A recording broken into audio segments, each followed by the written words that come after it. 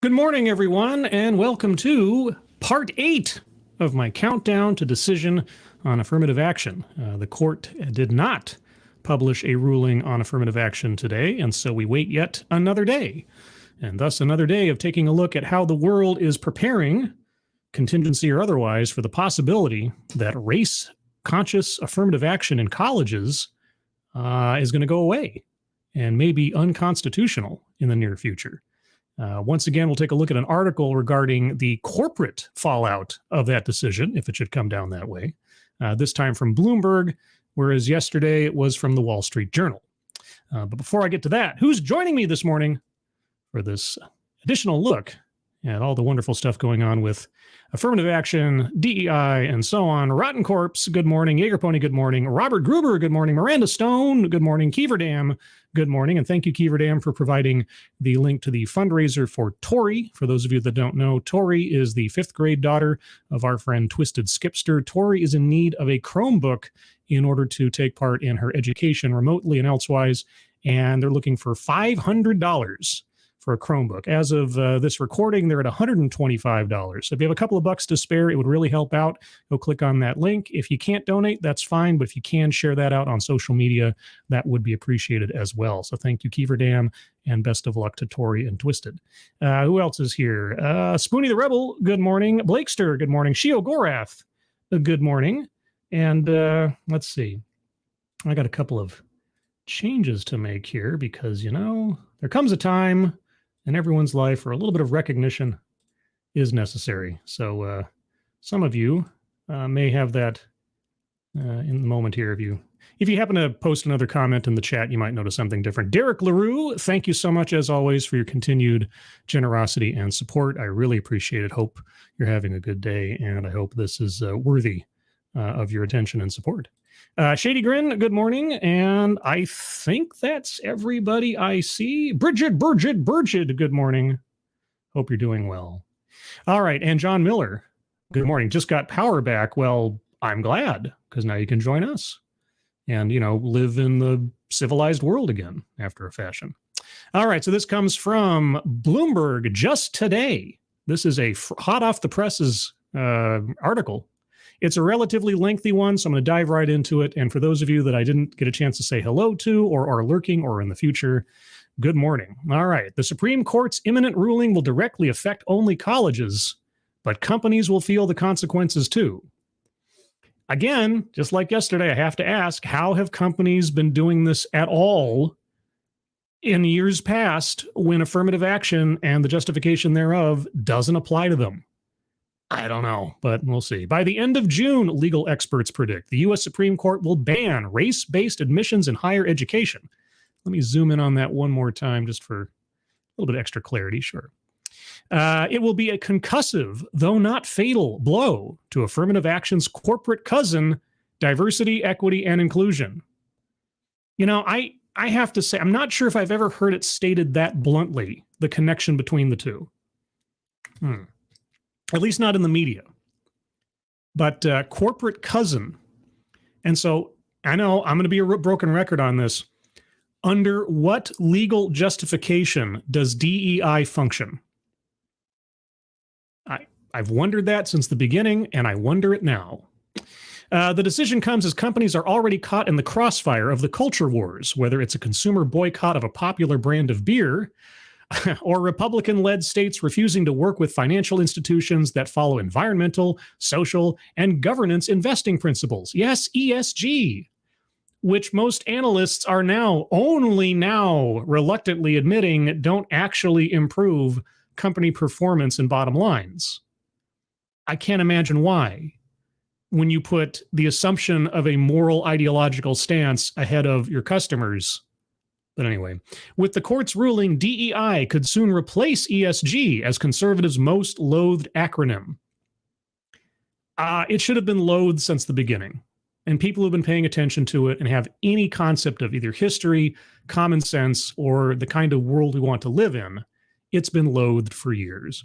The Supreme Court, which will actually rule on two cases, one centered on Harvard College and the other on the University of North Carolina, could scrap precedents dating back decades.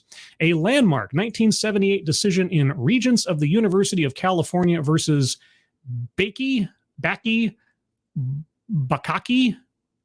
I don't know, had barred the use of quotas, yet allowed race to be considered as one of many factors in admissions.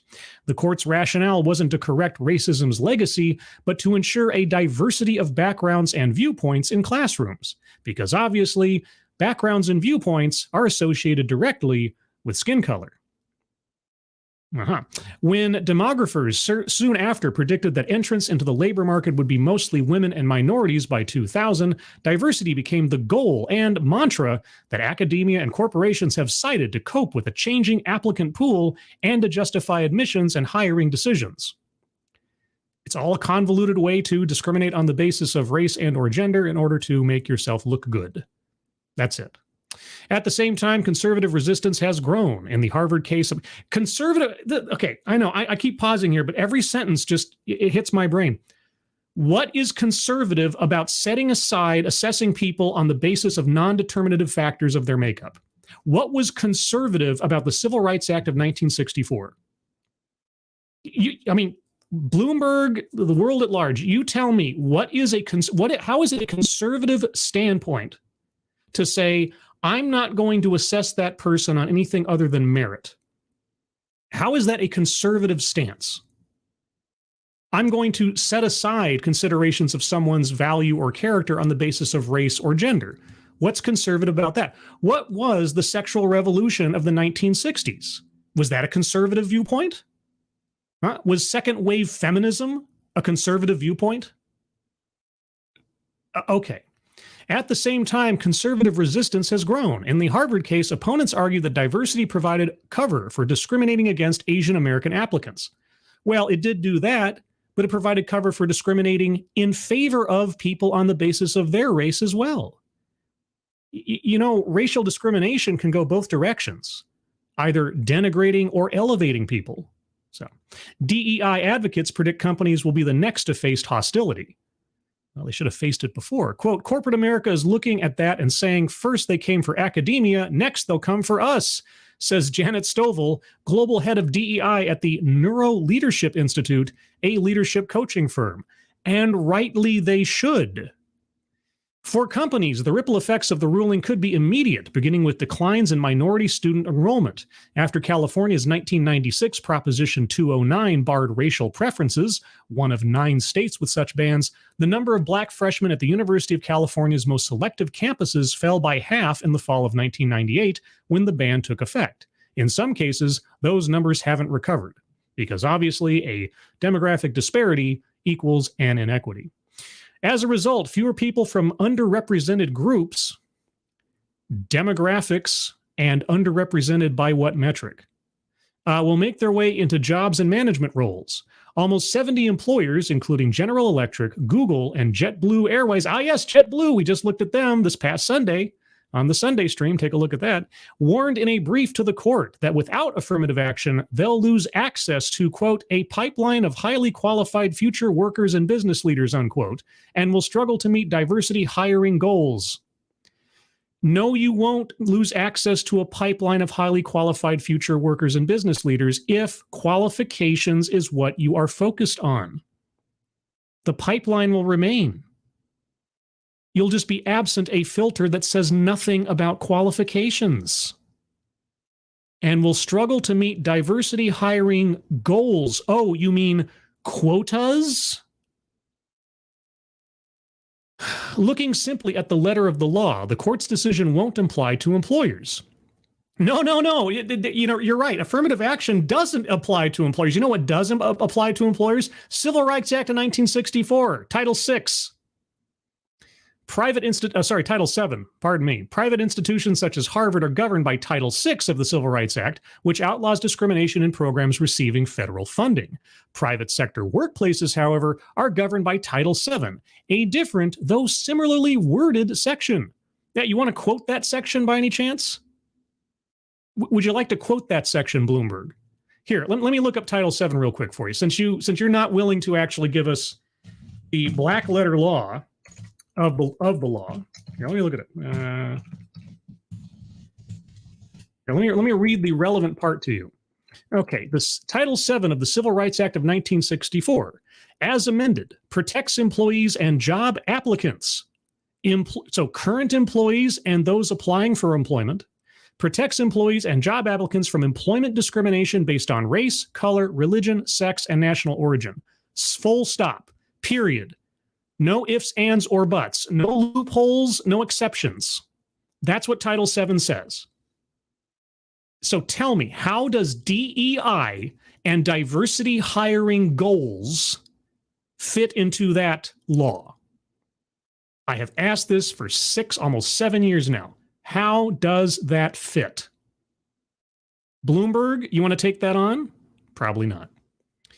Still, quote, many of the thought processes and the basic legal principles, unquote, are the same, says Daniel Payne III, an employment specialist at law firm Hopkins and Carley. If the court strikes down race-conscious admissions in education, quote, that is a strong hint that the same decision might be made in employment cases.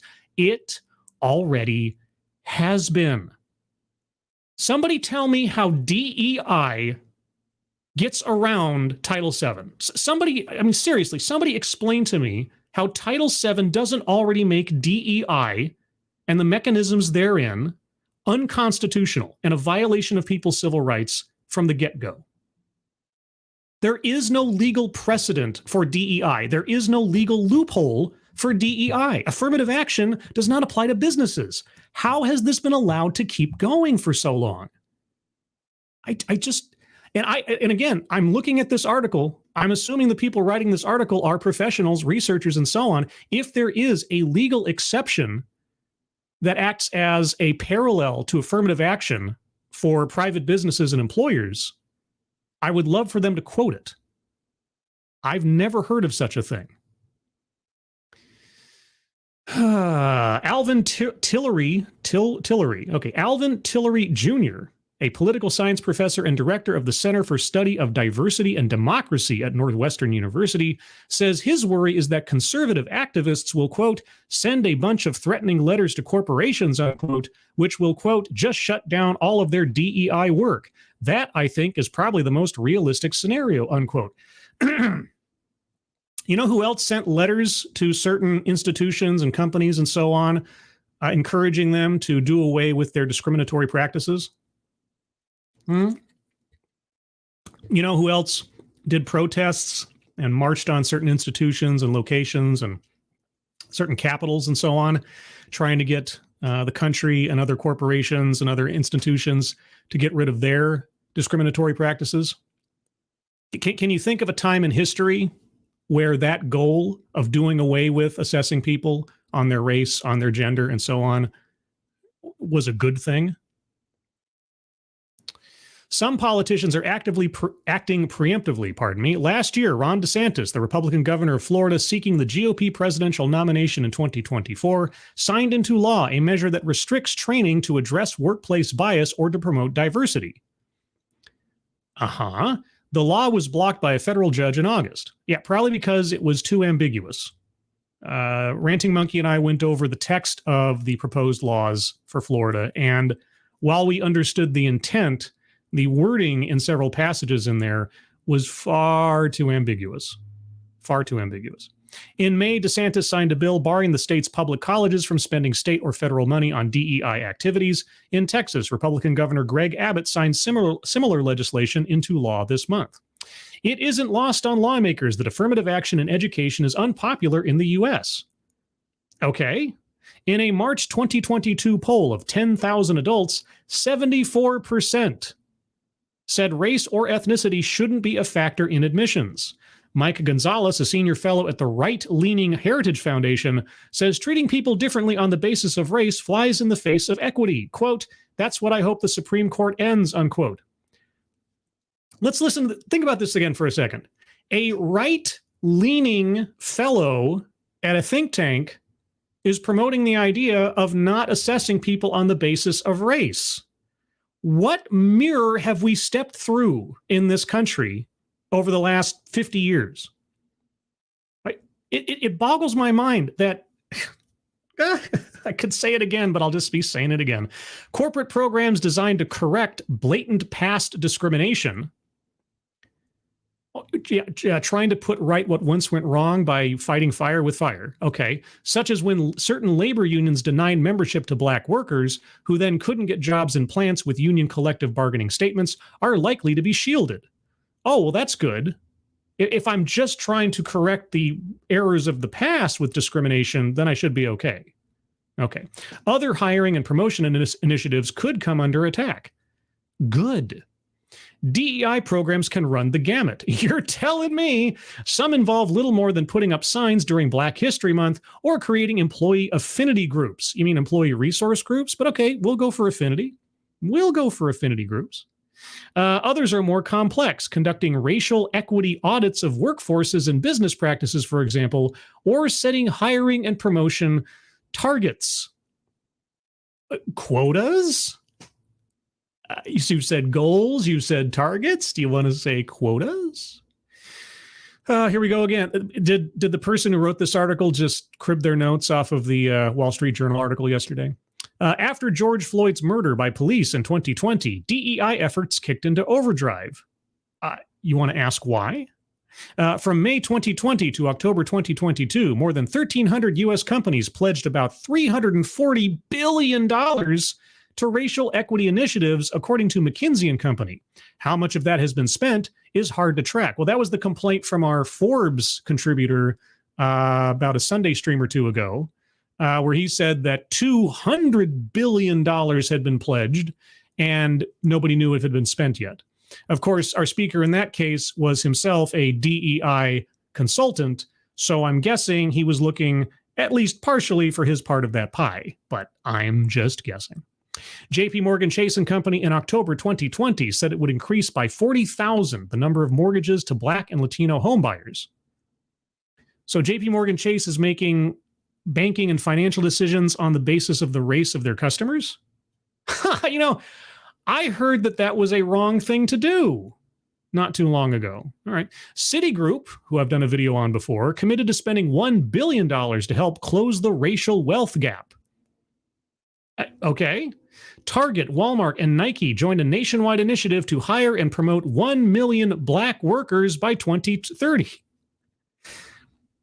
Great. I love how they're so loud, proud, and willing to be open about the fact that they are being racially discriminatory in their hiring practices. I mean, seriously, how does this make any sense? Much of that momentum has slowed. Well, because they're coming to the realization of the legal peril they're putting themselves in, let alone the ethical peril. I mean, I'd figure the bottom line is the first consideration. But Bloomberg has reported that JP Morgan in 2021 underwrote only 122 additional mortgages for Black homebuyers, with the number of loans to Hispanic buyers actually declining. The bank has said it remains committed to its goal. Well, I mean, I would hope that after the mortgage crisis of 2008, we're assessing people's ability to take on a mortgage on their ability to actually pay back the mortgage, right? We're looking at their individual merit and not just giving them away first and foremost on the basis of race this time, right? Because back in 2008 and before, it was just, are you a living human being? Okay, we'll give you a mortgage. I guess we've refined our distinctions there or something? I don't know. LinkedIn says chief diversity officer was only one of the 10 fastest growing executive jobs for which hiring slowed from the beginning of 2021 to the end of 2022. Part of that is economics. A spate of layoffs at tech companies hit DEI teams especially hard. Why? In 2020, everybody wanted to be the loudest, have the boldest statement, make the biggest plays, says Reshma Saujani, founder of Girls Who Code, which encourages young women to study computer science. Quote, and now it seems like everybody wants to be the quickest in a race to the bottom, unquote. Reshma Saujani, I did a whole video on her years ago. She gave a keynote speech in front of, God, what was it? It was like the Harvard or something university, whatever. And she told her own story of her journey to where she is now as the head of Girls Who Code, and how she used to be a lawyer for, how did she put it, white shoe venture capital companies or hedge funds or something. She also tried to run for office in New York City. You know what else she did? I know this is weird. This is a weird tangent, but when I see a familiar name and things come back to me, in the course of running for office in New York, she had her Wikipedia page purged of all the information that showed she had worked for hedge fund companies defending white-collar firms, because that didn't align with the social justice angle she was going for in her campaign. She got caught doing that, by the way. And it was a big news story at the time, at least in New York.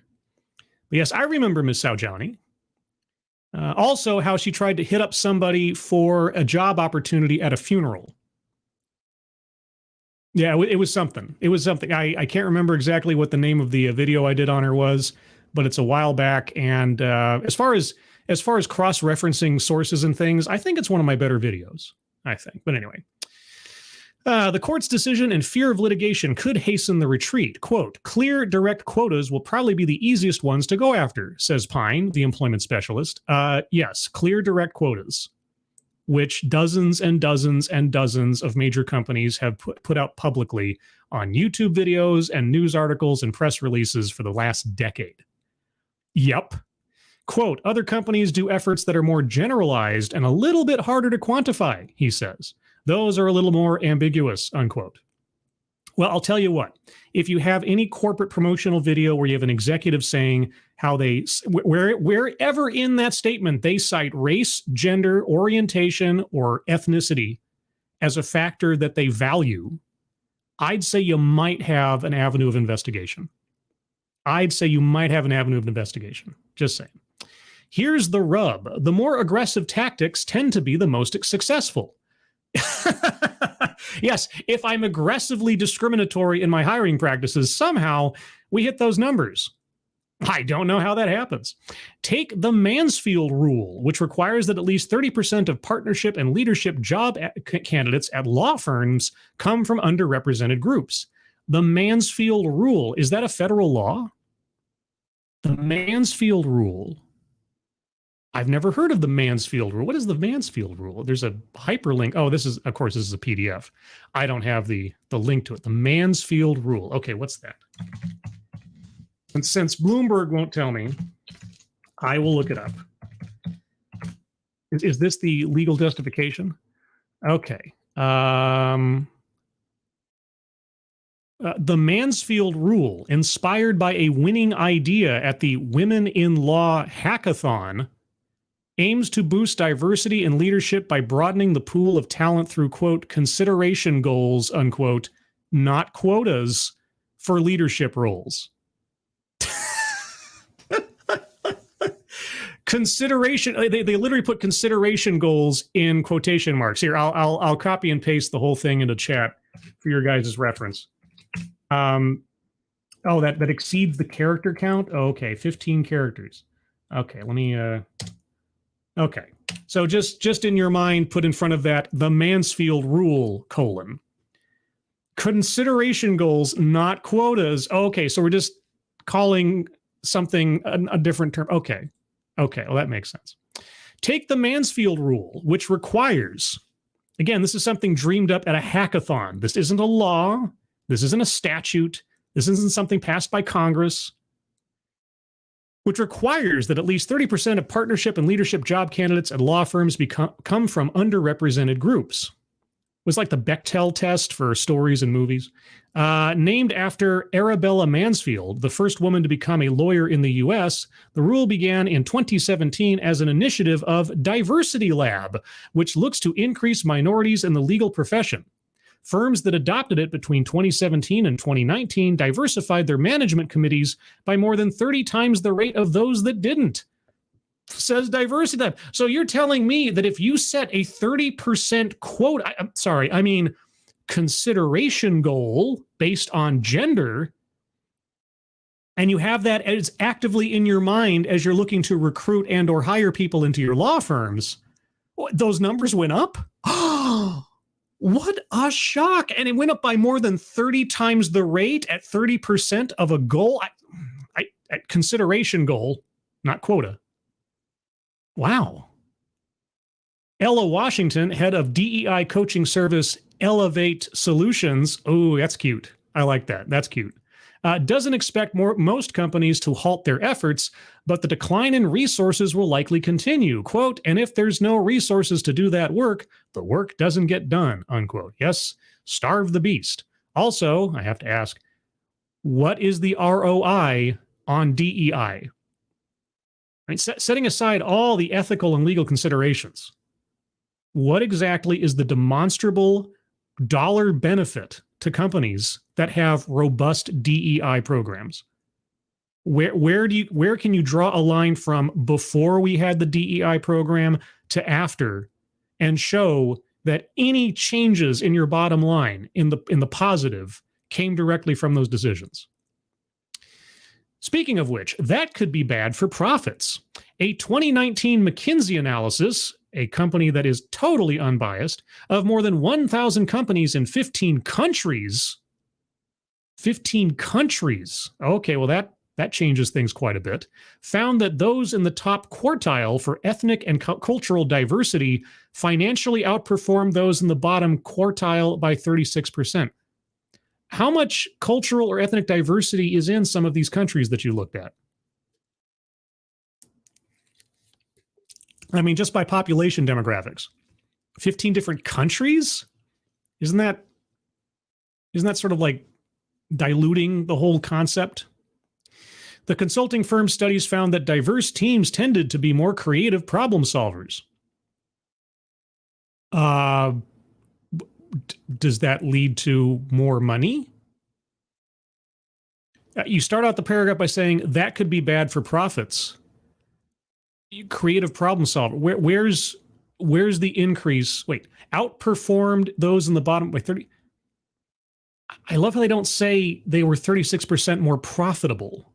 Outperformed in what way? Financially outperformed. 15 different countries. I don't know. That something seems a little skewed by that to me. Maybe I'm just off. A lack of commitment to diversity could also make it tougher to retain top talent. Okay. In a Pew Research Center survey of almost 5,000 U.S. workers in February, 56% called focus on DEI, quote, a good thing, unquote. In a separate, so effectively half, so it's a 50-50 shot margin of error. Okay. In a separate 2022 survey of 3,000 U.S. workers by Good Hire, an employment services firm, 81% they'd leave their jobs if their employer ignored DEI principles. Quote, this is the moment that you can be thoughtful about what the future may look like, says Washington, but don't panic. Don't just erase all the work you've done. Yeah, or the work you could give us as diversity consultants. Affirmative action as we know it could soon be dead, but it's not time to start planning DEI's funeral. That is, unless companies start killing it on their own. I'm just saying. Here, 6 people discuss their experience with affirmative action, good and bad, spanning 5 decades. Most say they benefited from it. One considers it un-American. The interviews have been edited for clarity and style. No, I'm sure they benefited from it. If they were subject to opportunities on the basis of affirmative action, of course they benefited from it. There's no question. The question is that right? Is the basis on which they were provided those opportunities fair? Is that in line with the principles that were supposedly set down in the Civil Rights Act of 1964, Title VII? Let's see. How long have I been going so far? I'm at 30 minutes. Do I really want to read all of these right now? Or shall I make it an exclusive little thing to do over on the Discord later today or tomorrow? I think I'll do that because I have to do other things with my day. So tell you what, everyone, I'm going to call it here. But first, I'm going to put a link to the Discord in the chat. If you're not already a member of the Discord, all you have to do is click on this link. You'll find yourself on the Say Hello channel on the Discord. And there you just have to say hello, but also the secret word for this stream, because the secret word will tell us that you actually watch the show. And that's all you have to do to qualify to join the Discord server. And today's secret word is Bloomberg. Just say hello and Bloomberg. And I and the moderators will know that you watch the stream. And then sometime, maybe not today, because I've got TED Excellence later tonight, and I can only sort of handle one too many streams at once. Actually, maybe before TEDx, because I usually do a voice chat.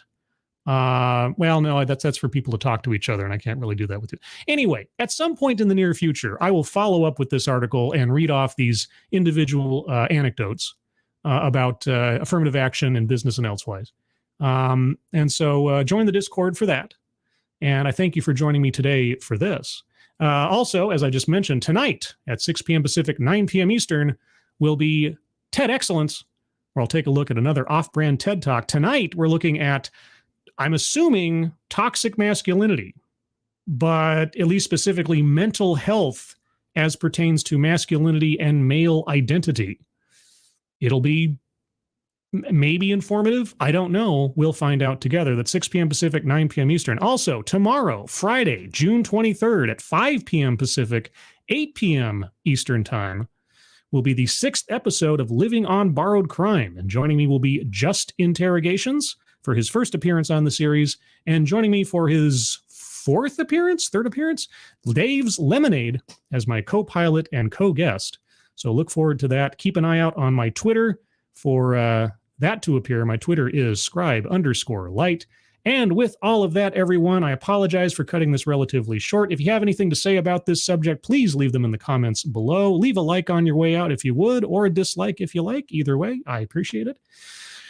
Everybody, moderators, thank you for keeping an eye on things. Even though everyone here is so well behaved, you have very, very little to do. Everybody who donated either to myself or to the fundraiser at the top of the chat box for Tori and the Chromebook she needs for her schooling, appreciate your generosity. Again, if you can share that link out on social media, that's appreciated. I hope you all have a good rest of your Thursday. I hope the rest of your week does you well. I hope you have a good rest of your day. As I already said, I hope you're all safe and well. That was kind of poetic. And if you're not well, please get well soon. And I'll see you on the next one. Take care. Bye-bye.